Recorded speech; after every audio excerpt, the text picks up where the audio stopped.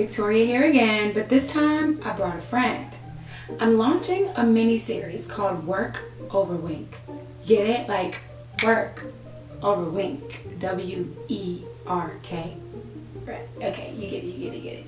Long story short, I thought I would kind of give you a little bit of background on the type of work ethic it takes to be an entrepreneur, or I guess my work ethic, or some of the tips that I use to get some work done. But I wanted to do that while sipping some WINC wine, you know? So let's give it a try. I actually have not tasted it yet, so I will be experiencing this the first time, or for the first time with you guys. So, yeah. Let's just try this.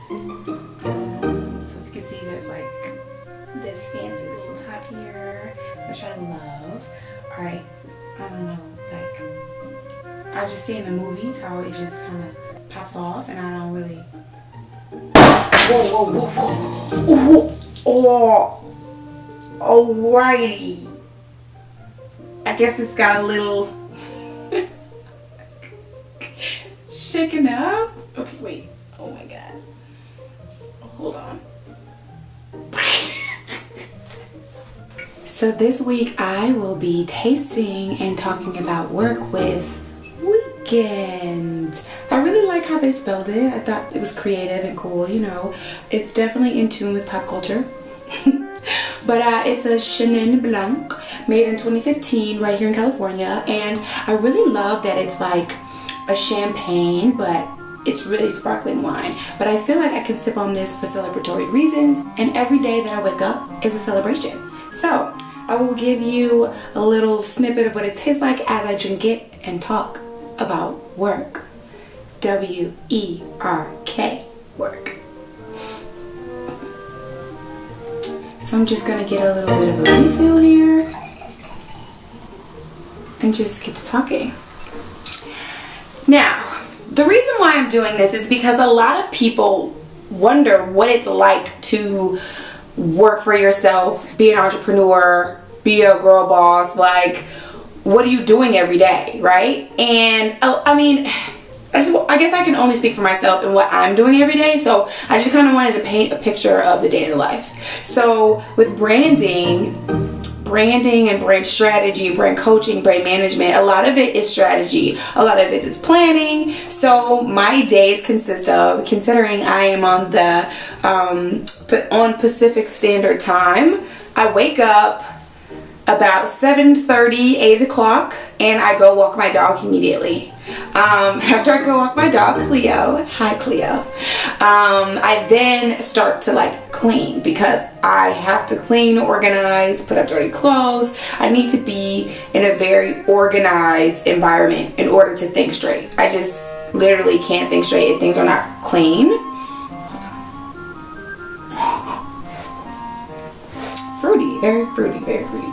But if things are not like clean and tidy and organized, I'm like looking around like I can't function, right? So I organize my area, or as much as I can. Typically clean the bathroom and the kitchen every morning. I make myself some coffee. I actually got some really good coffee from Cuba, and you know, they say Cuba has the best coffee. So I have some Cuban coffee, which is really good, and I love it. Like, I drink it every day, and I start to get work done. You know, I feed my dog, I clean up, I start to look at my to-do list for the day, and then I get to work, right? So I'm sitting down at my computer, and I have a project management tool called Trello that I use. It's online. It's Trello.com, and it's a project management tool that I really like, because it helps me organize my thoughts or into different buckets. So they have like boards like Pinterest, and each board is a different category, whatever you choose, and then in each category you have different to-do lists, or different to-do lists rather, and that is amazing to me, because that's how my mind works, and I need, like, one category has a million things to do. So if billing and accounting is one category, there's like 10 different things I need to do. If taxes is another category, there's like 15 different things I need to do. If social media content is another thing, then there's like different, just things to do. So that's how I kind of organize things. So I go through that, and honestly, I write another list. Which is a short list, because that list in Trello is going to be so long because it's literally everything that I have to do. I then write a short list of things I need to get done today, or like maybe I'll break it down a little bit more with a few notes. And typically, out of priority, it's typically things that are either outstanding or which one will make my business money, or like what's profitable.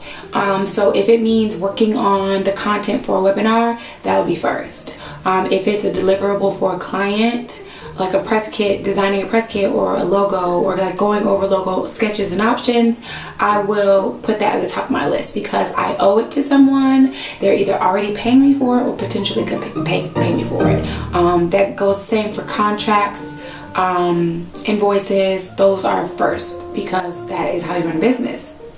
I do feel like being in Pacific Standard Time is somewhat of a shortcoming because, yeah, I'm on time and I'm, at the same time as everybody else here, but most of the business that I have is on the East Coast. So I'm 3 hours behind. So I'm getting up at 8 working, but at the same time, it's already almost noon on the East Coast. So I feel behind. So I literally, like, mornings are very important for me. I really should start practicing waking up at like 5 so that I have like an hour to get situated with my dog and cleaning and organize, and then get straight to work by 6. That way I'm starting my day officially when everyone else is. But that is how I kind of start my day. So let's see. Okay, I get organized, and then I start to respond to emails. I also start to kind of empty out my inbox. Like, there's a lot of like things I'm subscribed to that I love being subscribed to, but some of them just like don't apply. Like if Target sends me an email about a sale, like I'm not shopping today or this week maybe, so I'm gonna delete that because it doesn't apply, and I don't have the time for the extra noise and distraction. So I'll delete like certain things that I'm subscribed to. That's also a really good time to unsubscribe from things that you don't actually open. I'll ask myself, have you opened this in the last 2 weeks for the last month? If I haven't, it's probably time to unsubscribe. Like, so I do it that way. And then I'm taking calls. I really try to plan calls and meetings on every other day because I need time to just sit in front of my computer and brainstorm, read, research, or design. I really need time to just do that. And then I'll block off a time to just in emails, Either I'm responding or I'm creating or composing brand new emails to send out. So it's really important to batch your process,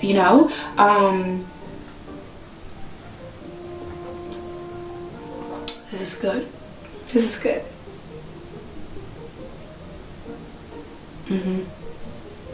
This is good. But yeah, I really believe in batch processing. It's the same as like shooting content. I will batch process it on Fridays, or typically the days that I'm shooting and filming.